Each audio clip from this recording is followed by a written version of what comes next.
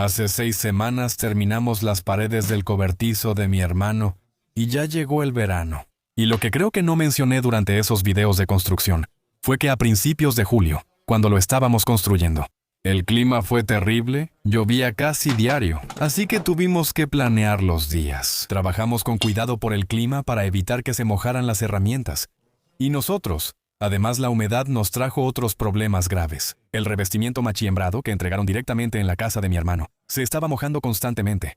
Mi hermano le puso una lona encima. Pero para ser honesto, no estoy convencido de que eso realmente ayude. Porque, como mencioné, durante la construcción, las tablas llegaron directamente de la planta de tratamiento a presión y estaban empapadas, llenas de todo ese material de tratamiento que les inyectan. Y a menos que puedas lograr que circule mucho aire entre las tablas, no se van a secar, a menos que puedas poner listones entre ellas para ayudar a que el aire fluya alrededor de cada tabla. Eso hice al construir mi cobertizo en 2020. Dejar secar las tablas es difícil, porque cuando hice mi cobertizo en 2020, las dejé secar solo un par de semanas. Al secarse, la madera suele torcerse y deformarse, volviendo muchas tablas inutilizables, salvo para tramos muy cortos. Me quejé mucho al construir mi cobertizo anterior porque no pude encajar las lengüetas en las ranuras. Así que esta vez decidí hacerlo diferente.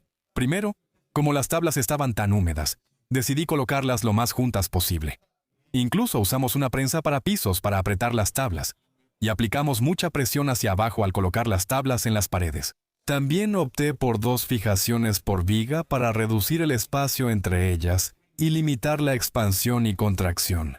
Más o menos. Así que, en teoría, o al menos en mi cabeza, hay mucha menos probabilidad de que se abran espacios. Y en el pasado, siempre he preferido usar solo una fijación, porque así es mucho menos probable que aparezcan grietas o rajaduras alrededor de esa fijación.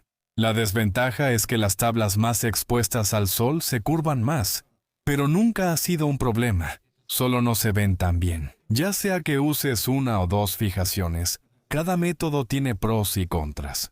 Así que, después de haber terminado esa construcción más reciente, y sintiendo que hice todo lo posible para limitar cualquier riesgo de que se abran espacios, imaginen mi horror cuando mi hermano me mandó estas fotos.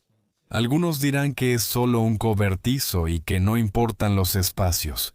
Y estoy seguro de que otros dirán que se debe a nuestra mala calidad de mano de obra.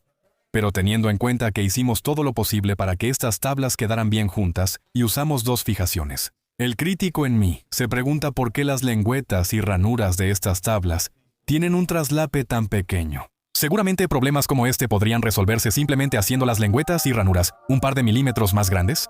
Entonces, ¿qué queremos? ¿Lengüetas y ranuras más grandes? ¿Cuándo lo queremos? Ahora. Hace semanas hubiera sido mejor.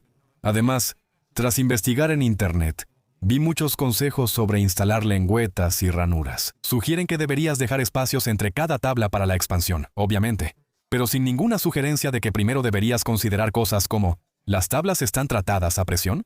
Si es así, ¿qué tan húmedas están?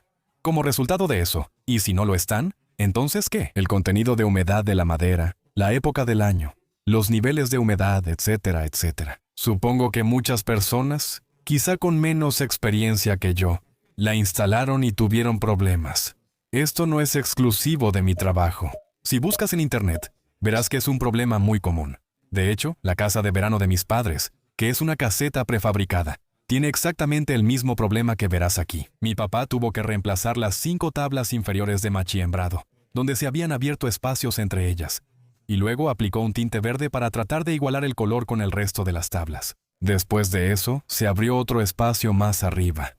Esta pared del edificio recibe más sol, por eso las tablas se encogieron. También tuve un espacio que apareció en el cobertizo, que construí en 2020, y que surgió después de 2 años. Y esto pasó donde tuve dificultades para encajar la lengüeta en la ranura de una tabla que estaba deformada. En este canal prefiero ser honesto y mostrar tanto éxitos como fracasos, aunque a veces sea vergonzoso. Por eso dejo secar las piezas semanas antes de instalarlas. No quiero dejarle el problema a mi hermano, así que mañana iré a ver si puedo arreglarlo. Siento que el mundo conspira contra mí porque hoy mi cajuela no se abre y no hay forma de abrirla desde adentro. Así que parece que tendré que cargar las cosas por la puerta lateral. He pasado algunas noches sin dormir por esto. En cuanto mi cabeza toca la almohada, Empiezo a pensar en todas las formas en que puedo quitar el revestimiento y volver a colocarlo sin dañar las tablas. Ahora, obviamente, si hubiéramos usado tornillos, esto sería muy sencillo. Solo tendrías que desatornillarlos y volver a colocarlos más abajo. Pero si hubiéramos usado tornillos, probablemente nos habría tomado el doble de tiempo, tal vez incluso el triple, colocar todo el revestimiento.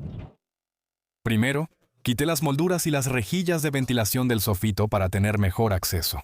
Así que el primer hueco está bastante alto, lo cual es bueno. Y como estas tablas son tan cortas, significa que si las destruyo por completo al quitarlas, realmente no importa. Tenemos material suficiente para cortar nuevas tablas y reparar esto. Así que aquí empezaré mis experimentos.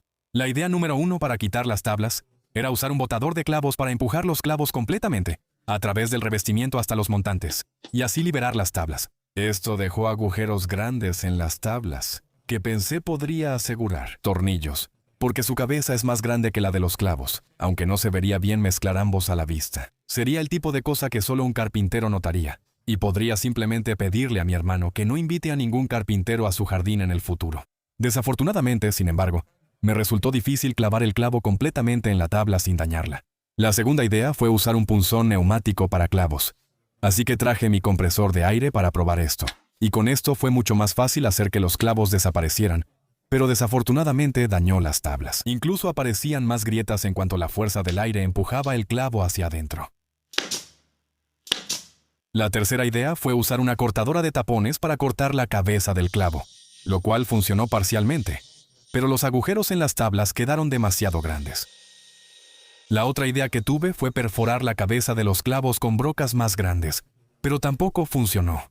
Ahora la siguiente área problemática está aquí. Para quitar esta tabla, habría que remover todas las que están encima o debajo, incluidas las de este lado. Como aún no quito ninguna tabla sin dañarla, dudo que tengamos suficiente material. Pensaba hacer 2 cortes en cada lado de los montantes y reutilizar esas piezas para revestir el área donde quitamos el revestimiento. Pero sí, simplemente no creo que esto vaya a funcionar, desafortunadamente, y es un poco desmoralizante. Así que, de vuelta a la primera área otra vez, y solo necesitaré cortar algunas tablas nuevas de los recortes que teníamos por ahí, para poder ajustarlas mejor entre sí. Pero ahora que estas ya se han secado bastante, no las voy a juntar demasiado. No quiero arriesgarme a tener el problema opuesto cuando estas tablas se hinchen con la humedad en el invierno. Así que dejé espacios de unos 2 a 3 milímetros antes de clavar los clavos.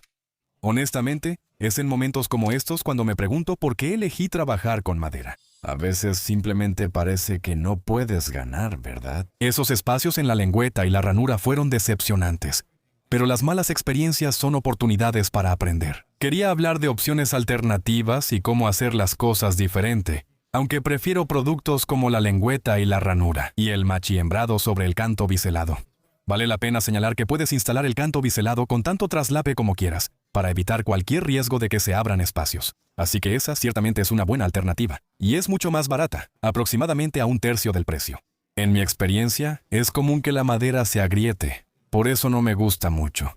La próxima vez usaré machiembrado o lengüeta y ranura. Dejaré las tablas afuera 1 o 2 semanas para que se sequen antes de juntarlas. Aprendí esa lección por las malas. Es mejor pedir de más y usar las tablas más rectas cuando se deformen. Pero aún creo que hay algo en la idea que mencioné antes. Aunque no es que realmente espere que algo cambie, por supuesto.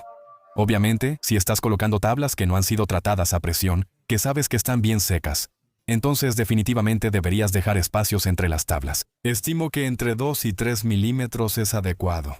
Pero si tienes problemas, no me reclames. No pude reparar un área del cobertizo de mi hermano. Así que pensé en poner silicón transparente en la ranura porque es flexible. Pensé que sería bueno que se expandiera y contrajera con la madera. Pero lo probé en la ranura de mi cobertizo de 2020 y se despegó tras 1 o 2 años. La próxima vez que visite a mi hermano, podría poner un recorte del revestimiento por dentro, cubriendo la ranura. Y si le hago unas pequeñas ranuras en cada esquina, le pongo unas arandelas y luego lo atornillo a las tablas. Las ranuras dejarán que la madera se expanda y contraiga, además de ocultarlas. Así que sí, podría hacerlo. Creo que a mi hermano no le molestan tanto las ranuras como a mí, pero espero que no salgan más. Desde adentro, se nota la separación. Y si se encogen un par de milímetros más, entonces podríamos tener un problema más grande en nuestras manos. Pero, para ser honesto, dudo que eso pase. Pienso que la contracción observada, acelerada por semanas soleadas, será probablemente la magnitud total del problema.